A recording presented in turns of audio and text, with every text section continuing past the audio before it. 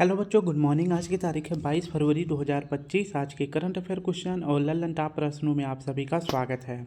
बच्चों, आज हम सॉल्व करेंगे 22 फरवरी के 10 करंट अफेयर क्वेश्चन। पूरी व्याख्या के साथ सॉल्व करेंगे और हर प्रश्न के नीचे 5 से 6 ललन टॉप क्वेश्चन सॉल्व करेंगे, जो कि कुछ महीने पुरानी करंट अफेयर क्वेश्चन होंगे जिनका हम रिवीजन करेंगे। तो आज की क्लास में लगभग 70 से 75 क्वेश्चन है, तो जिसके लिए आप सभी हमारे साथ 25 से 30 मिनट तक बने रहेंगे। तो 25 से 30 मिनट तक बने रहेंगे, जिसमें हम 70 क्वेश्चन का रिवीजन करेंगे, जिनमें 10 क्वेश्चन जो है पूरी व्याख्या के साथ सॉल्व करेंगे। अगर वीडियो अच्छी लगे तो प्लीज़ आप सभी से रिक्वेस्ट है, वीडियो को लाइक करें, शेयर करें, कमेंट करें। पहला प्रश्न देखते हैं। पहला प्रश्न हमारा है, हाल ही में टाइम मैगजीन ने वुमेन ऑफ द ईयर से किसे सम्मानित किया है? तो इसका सही विकल्प हो जाएगा ऑप्शन ए, पूर्णिमा देवी बर्मन जी को सम्मानित किया गया है।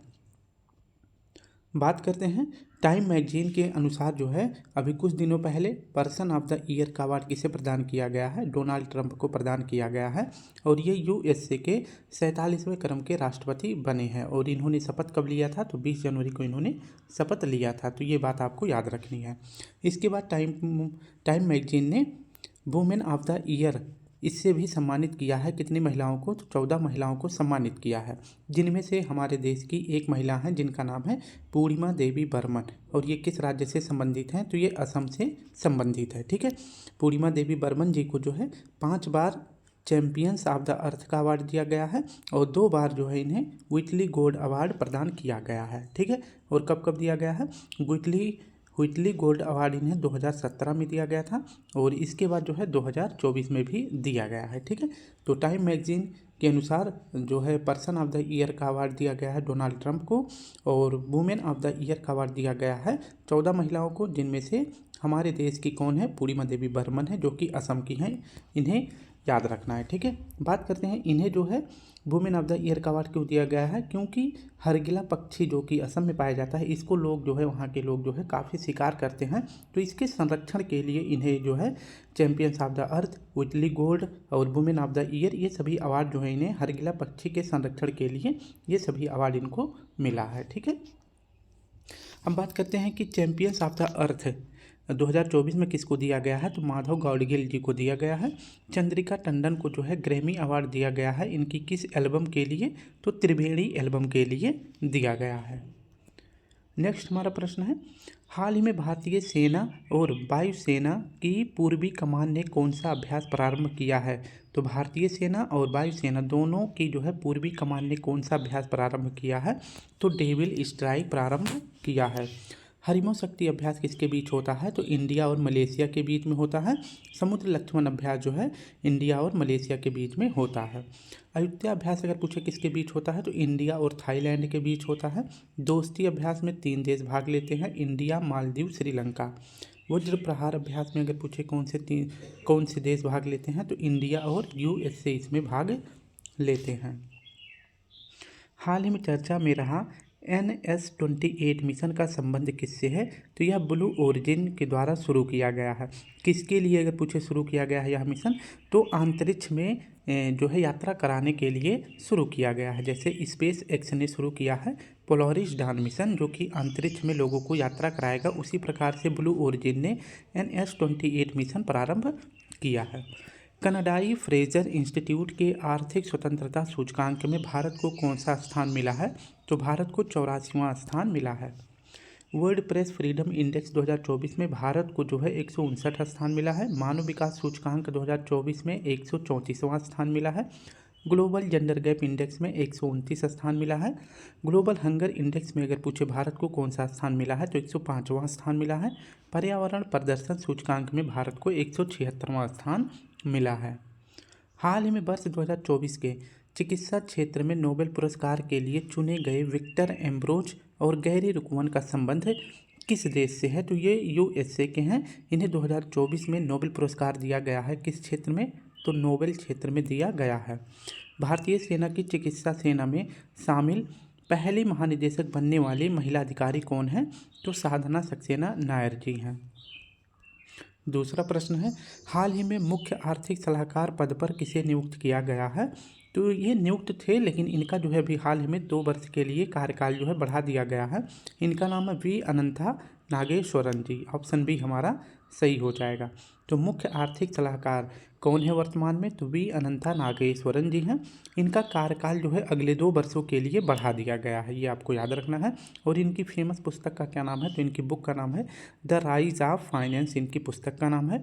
और जो ये मुख्य आर्थिक सलाहकार होता है, इसका कार्य क्या होता है? तो इसका कार्य होता है इकोनॉमिक सर्वे कराना, यानी कि जो बजट आता है, बजट के एक दिन पहले जो सर्वे होता है तो उसी को जो है इकोनॉमिक सर्वे कहा जाता है। ठीक है, तो जिसके अध्यक्ष कौन बने हैं? वी अनंता नागेश्वरन बने हैं और इनका जो है कार्यकाल 2 वर्ष के लिए बढ़ा दिया गया है। ठीक है, अब कुछ महत्वपूर्ण पदों पर जो नियुक्त व्यक्ति हैं इनको देख लेते हैं। जैसे ज्ञानेश कुमार को जो है मुख्य चुनाव आयुक्त बनाया गया है। इसरो के वर्तमान अध्यक्ष जो कि 11वें नंबर के कौन बनाए गए हैं?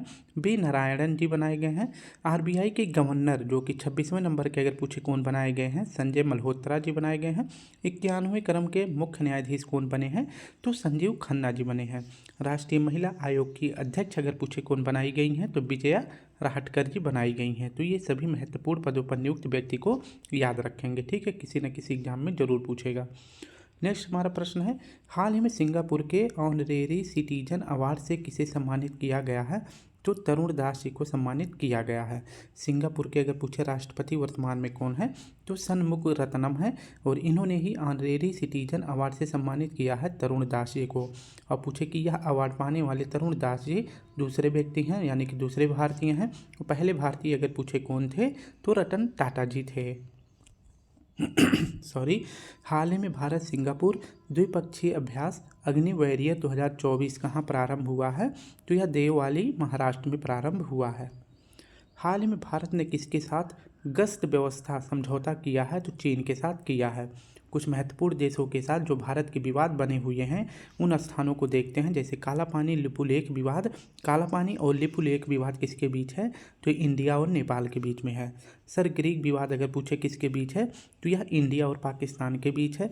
तीस्ता नदी जल विवाद किसके बीच है? इंडिया और बांग्लादेश के बीच है। डोकलाम विवाद किसके बीच है? इंडिया, भूटान और चीन के बीच है। आप सभी को थोड़ी सी मैप के माध्यम से समझाना चाहेंगे। तो आप देख सकते हैं यहाँ पे सिक्किम है, इसी के जस्ट ऊपर यहाँ पे जो है डोकलाम है। ठीक है, तो यहाँ पे ऊपर से जो है चीन बोलता है मेरा है, नीचे यहाँ पे जो है भूटान बोलता है मेरा है, और इधर से सिक्किम पर जिस मतलब जो भारत का भाग है ये बोलता है मेरा है। ठीक है, तो इन तीनों देशों के बीच डोकलाम विवाद है। बराक परमाणु संयंत्र किस अरब देश में स्थापित होगा? तो अरब देश में स्थापित होने वाला पहला परमाणु संयंत्र अगर पूछे कौन सा है? तो बराक परमाणु संयंत्र है। और कहाँ स्थापित होगा? तो यूएई में स्थापित होगा। हाल ही में चौथे राष्ट्रीय हिंदी विज्ञान सम्मेलन 2024 का आयोजन कहाँ हुआ है? भोपाल में हुआ है, जो कि मध्य प्रदेश की राजधानी है। हाल ही में दिवंगत नृत्यांगना यामिनी कृष्णमूर्ति जी का संबंध किससे है? तो ये भरतनाट्यम और कुचिपुड़ी की नृत्यांगना है। तीसरा प्रश्न हमारा है, हाल ही में मेजराना फर्स्ट क्वांटम प्रोसेसर किसने लॉन्च किया है? तो मेजराना क्या है? एक क्वांटम प्रोसेसर है। इसको लॉन्च अगर पूछे किसने किया है?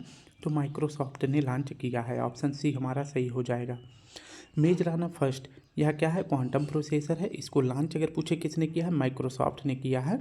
और अगर बात करें क्वांटम क्या है, तो क्वांटम चीज़ जिसमें जुड़ जाता है तो उसका मतलब होता है उसका साइज छोटा होगा और अधिक शक्तिशाली होगा। ठीक है, जो ये मेजराना फर्स्ट है इसका निर्माण अगर पूछे किससे किया गया है? तो मेजराना कण से किया गया है, इसलिए इसका नाम मेजराना रखा गया है। जिसको लॉन्च किसने किया है? माइक्रोसॉफ्ट ने किया है। बाकी की जो ये चारों कंपनियां हैं अगर पूछे किस देश की हैं, तो चारों यूएसए की हैं। कहाँ की हैं? चारों यूएसए की हैं। नेक्स्ट हमारा प्रश्न है, हाल ही में अफ्रीकी नेताओं द्वारा अपनाई गई कंपाला घोषणा पत्र का संबंध किससे है? तो यह जलवायु अनुकूल कृषि से संबंधित है।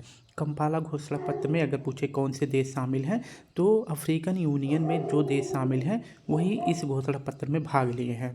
अफ्रीकन यूनियन का अगर पूछे मुख्यालय कहाँ है? अदिस अबाबा में है। और वहीं पूछे अदिस अबाबा किस देश की राजधानी है? तो इथोपिया की राजधानी है। किसकी राजधानी है?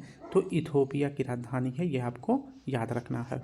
नेक्स्ट अगर बात करें कि हाल ही में प्रारंभ अंतर्राष्ट्रीय गीता महोत्सव 2024 का भागीदार देश कौन सा है? तो तंजानिया है। ठीक है, ये आपको याद रखना है, तंजानिया है। वहीं पूछे कि अंतर्राष्ट्रीय गीता महोत्सव 2024 का भागीदार राज्य अगर पूछे कौन सा है, तो भागीदार राज्य है उड़ीसा और देश पूछे तो तंजानिया है। अखिल भारतीय पुलिस महानिदेशक सम्मेलन अखिल भारतीय पुलिस महानिदेशक सम्मेलन कहाँ हुआ है? उड़ीसा भुवनेश्वर में हुआ है। राष्ट्रीय बीज कॉन्फ्रेंस का आयोजन अगर पूछे कहाँ किया गया है? वाराणसी में, और इस बार यह जो है 13वें क्रम का आयोजन किया गया है। हाल ही में वर्ल्ड स्टील एसोसिएशन के अध्यक्ष नियुक्त होने वाले दूसरे भारतीय कौन हैं? तो टीवी नरेंद्रन जी हैं, जो कि वर्तमान में टाटा स्टील के CEO हैं। इंडियन चैम्बर्स ऑफ कॉमर्स के अध्यक्ष कौन चुने गए हैं? तो अभिदव जिंदल जी चुने गए हैं। हाल ही में यूपीएससी का नया अध्यक्ष किसे नियुक्त किया गया है? तो प्रीति सूदन जी को किया गया है।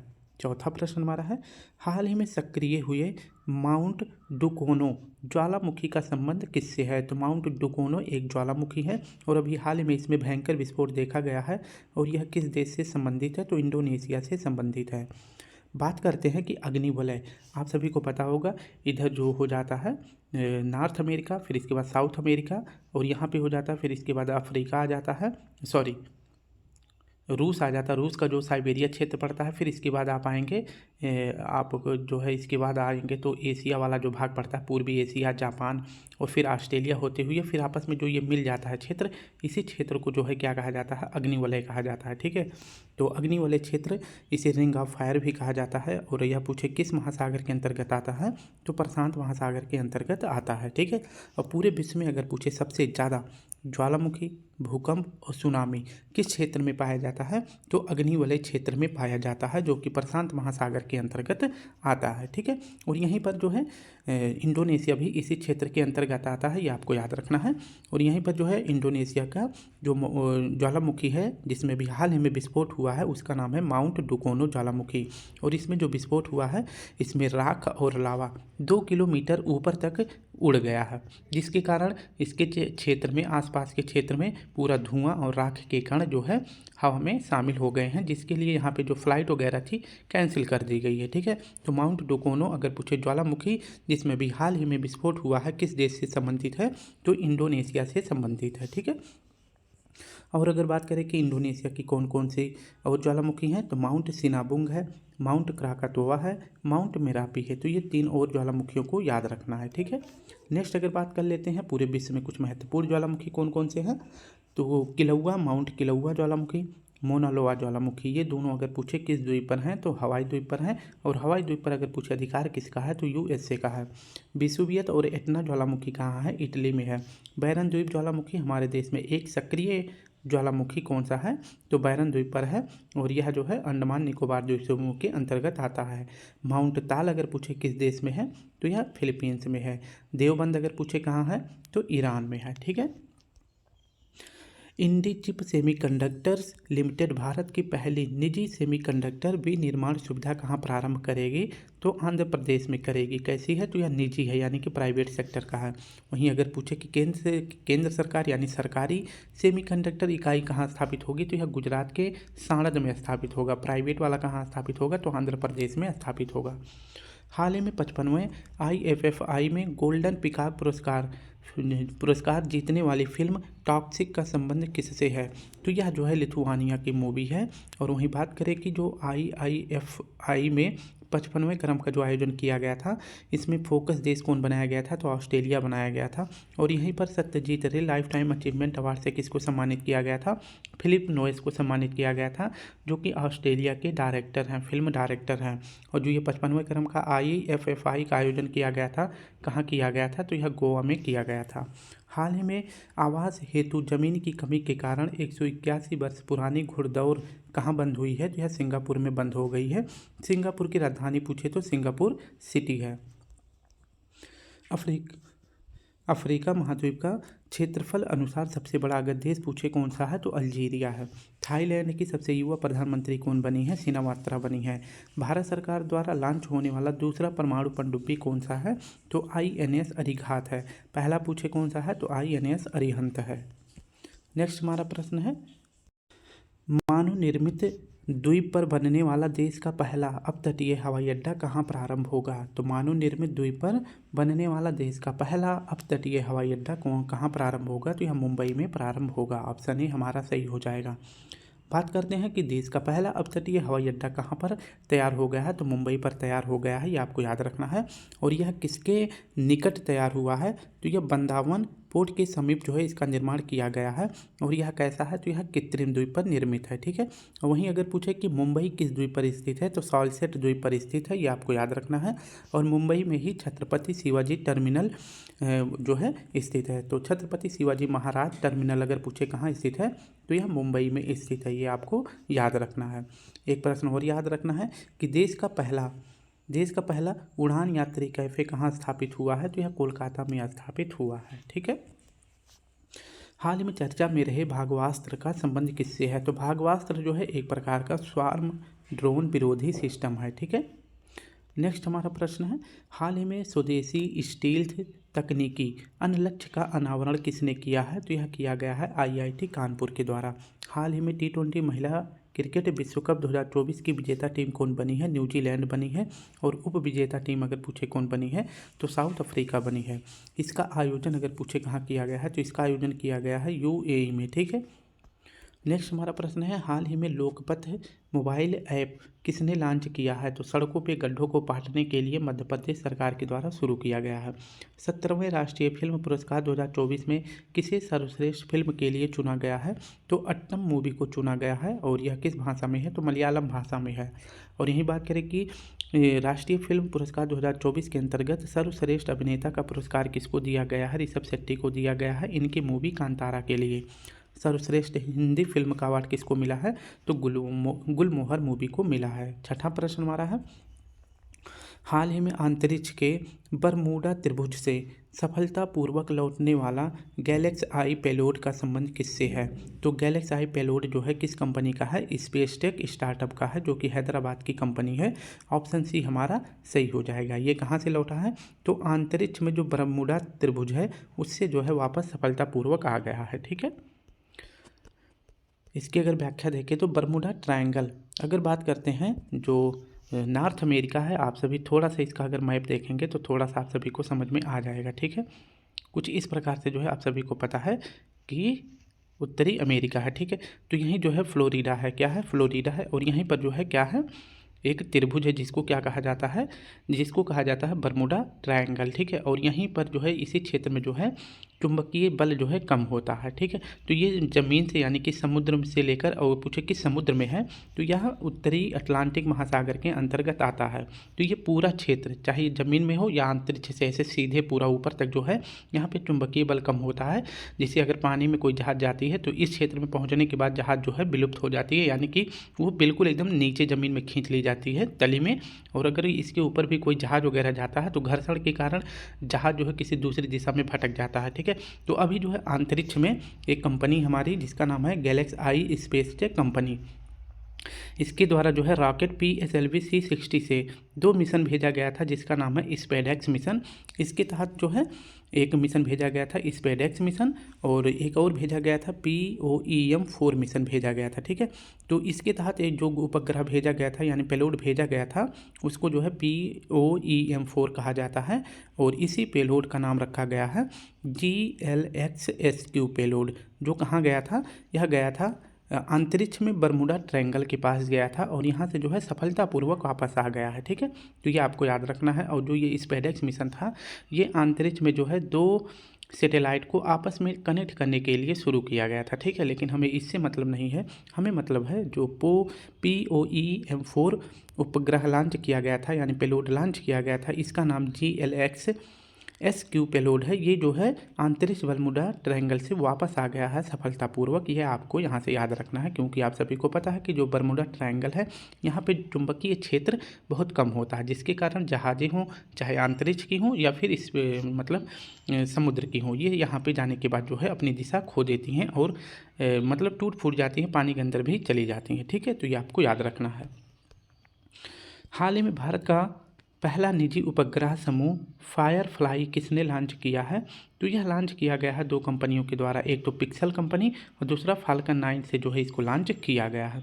हाल ही में ऑनलाइन डिजिटल प्लेटफॉर्म एकलव्य किसने लॉन्च किया है, तो यह लॉन्च किया गया है भारतीय थल सेना के द्वारा। और पूछे कि भारतीय थल सेना के अध्यक्ष कौन हैं, तो उपेंद्र द्विवेदी जी हैं। हाल ही में घोषणा के अनुसार 16वां ब्रिक्स शिखर सम्मेलन कहाँ हुआ है? तो यह कजान के शहर रूस में हुआ है और इस बार इसकी थीम क्या रखी गई है? तो वैश्विक विकास और सुरक्षा इसकी थीम रखी गई है। हाल ही में विश्व पर्यावरण दिवस 2024 कब मनाया गया है? तो 7 अक्टूबर को मनाया गया है और इसकी थीम रखी गई है बेहतर शहर के लिए युवाओं को शामिल करना, इसकी थीम रखी गई है। राष्ट्रीय डॉल्फिन दिवस और अंतर्राष्ट्रीय शिक्षक दिवस दोनों एक साथ मनाए जाते हैं 5 अक्टूबर को। हाल ही में वित्तीय कार्रवाई कार्यबल की अध्यक्षता किसने संभाली है?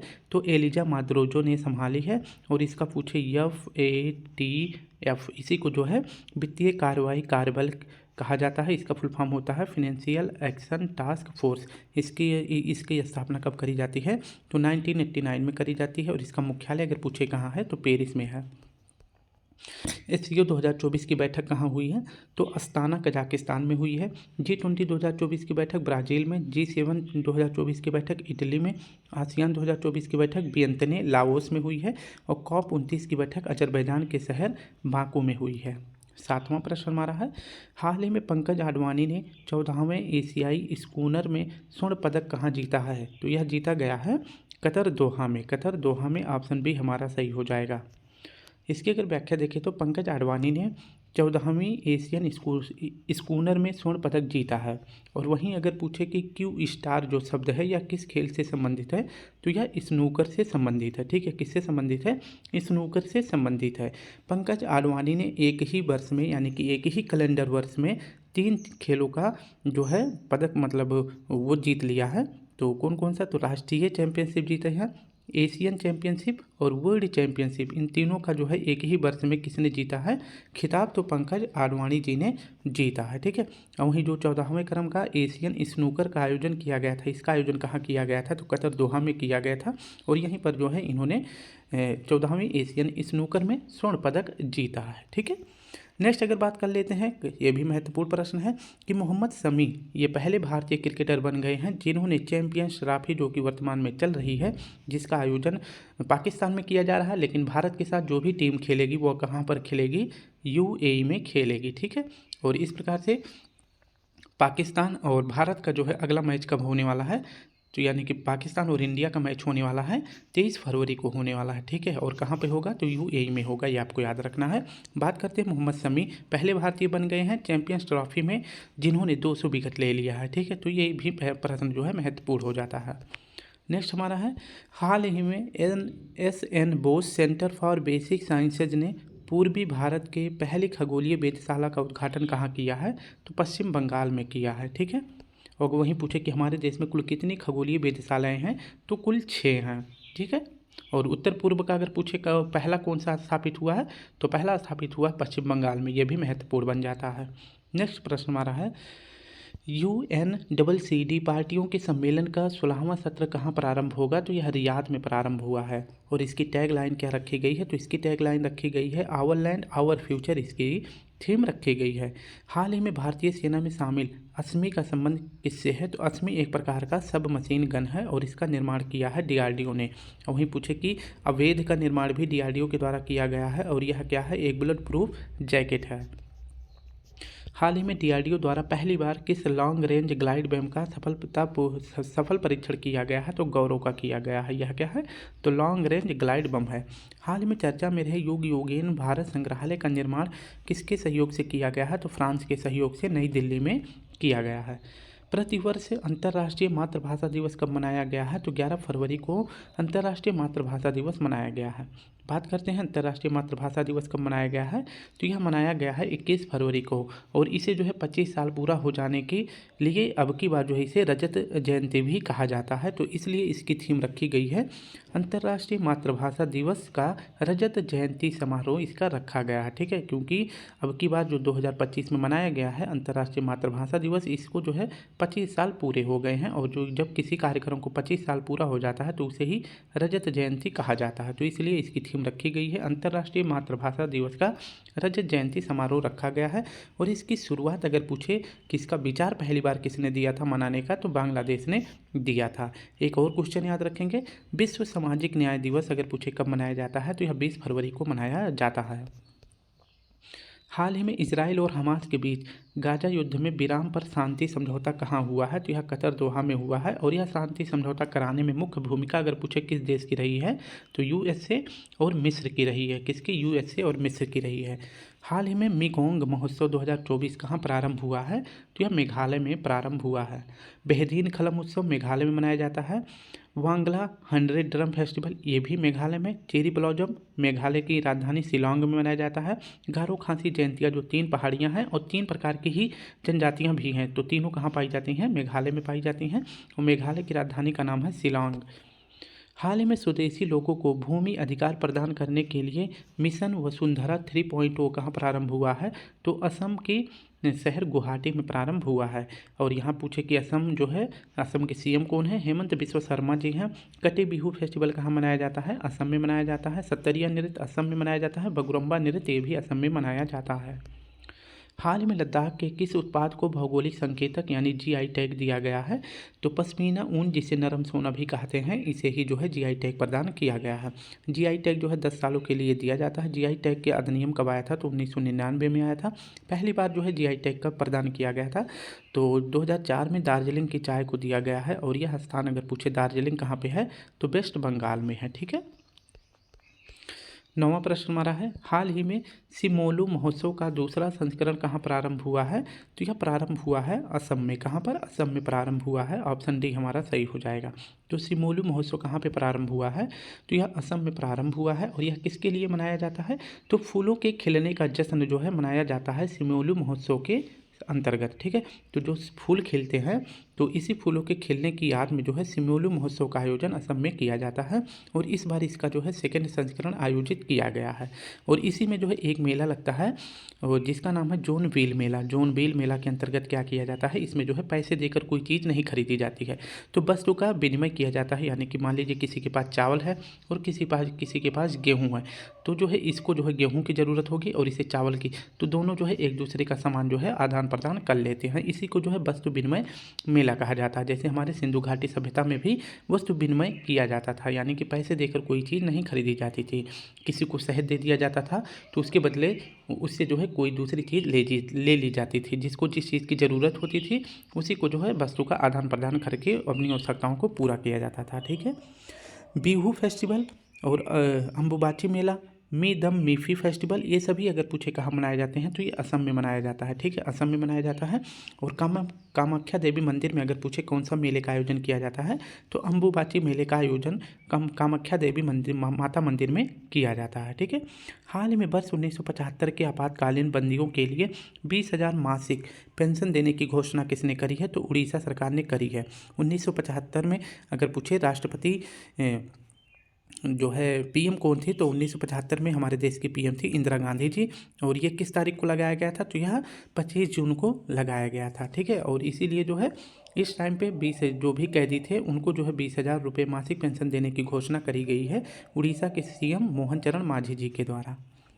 नेक्स्ट हमारा प्रश्न है, हाल ही में भारत सरकार ने इलेक्ट्रिक प्रोपल्सन सिस्टम विकसित करने के लिए किसके साथ समझौता किया है?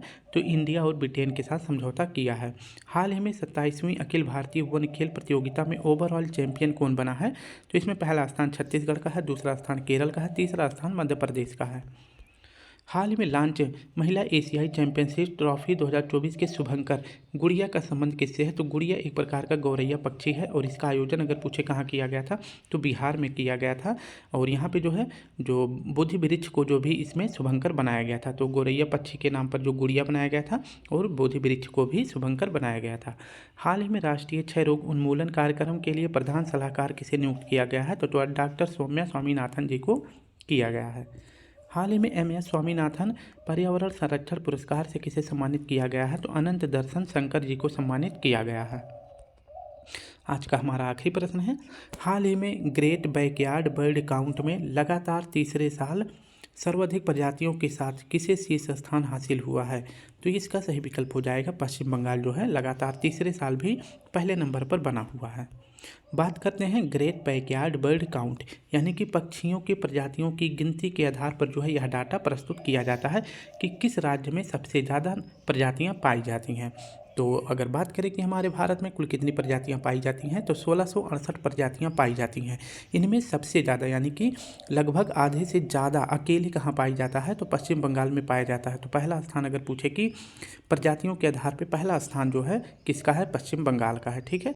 वहीं अगर बात करें कि पश्चिम बंगाल में टोटल कितनी प्रजातियां पाई जाती हैं तो 543 प्रजातियां पाई जाती हैं। इसके साथ पश्चिम बंगाल पहले स्थान पर है। दूसरा स्थान अगर पूछे किसका है तो उत्तराखंड का है।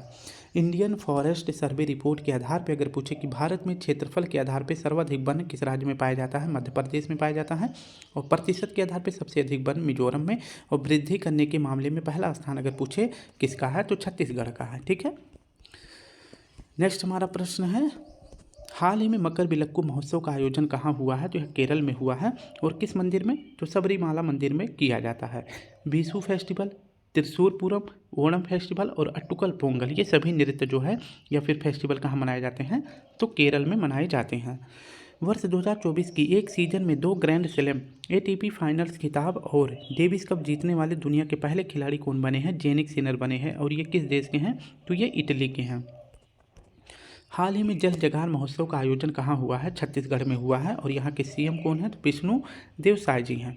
हाल ही में पेरिस ओलंपिक 2024 में भारत के लिए पहला पदक किसने जीता था तो मनु भाकर जी ने जीता था। और भारत अगर पूछे कुल कितने पदक जीते थे पेरिस ओलंपिक 2024 में तो कुल 6 पदक जीते थे, जिनमें से 5 जो है ब्रॉन्ज मेडल था, जिनमें पहला पदक जीता गया था मनु भाकर जी के द्वारा।